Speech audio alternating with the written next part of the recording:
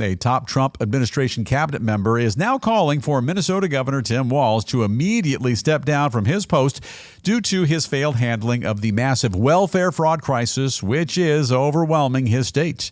In a blistering letter calling for Walz to resign, our nation's education secretary claims that Walz's utter lack of oversight and abuse of his state's entire welfare system has allowed fraudsters from all over the world, especially Somalia, to establish what she calls a beachhead of criminality in our country.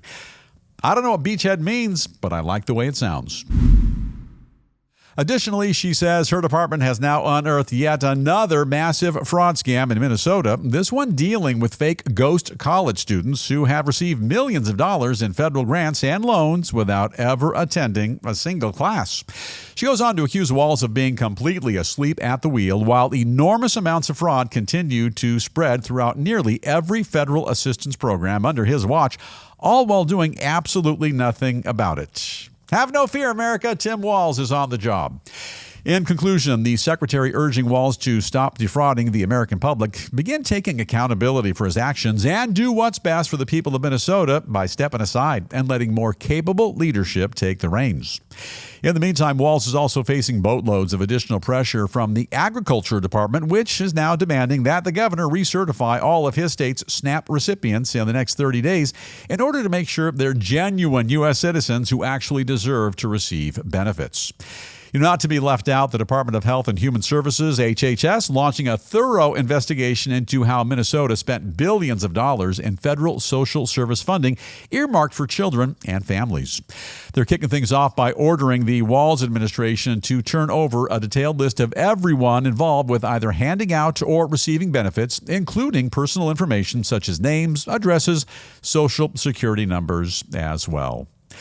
Final thought, this is the News Roundup Lowdown. Just last week on this very program, and several times since, I've personally called on the governor of Minnesota, the less than competent failed vice presidential candidate, Tim Walz, to clear off his desk, pack up his bags, surrender his goofy ID badge, and simply go home.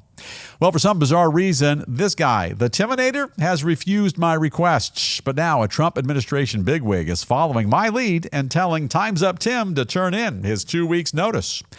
Brief update on something we call Minnesota mania. The level of fraud on a variety of fronts, which has gone down under the expert governorship of the fraudulator Tim Walz. It's overwhelming, inexcusable. It's downright embarrassing.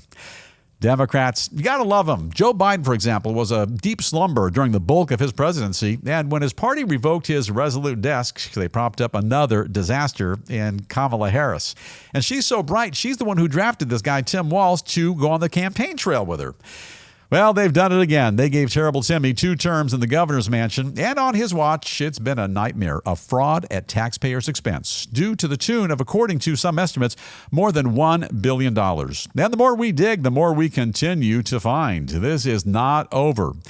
Now, Producer David, to be fair, when you're pulling down 6 figures and you get a free house, walking away can be enormously complicated. What are you thinking? Should he stay or should he go now? Well, Bill, I don't think he's going anywhere right now, but the bigger question is whether or not he's going to withdraw from seeking a third term.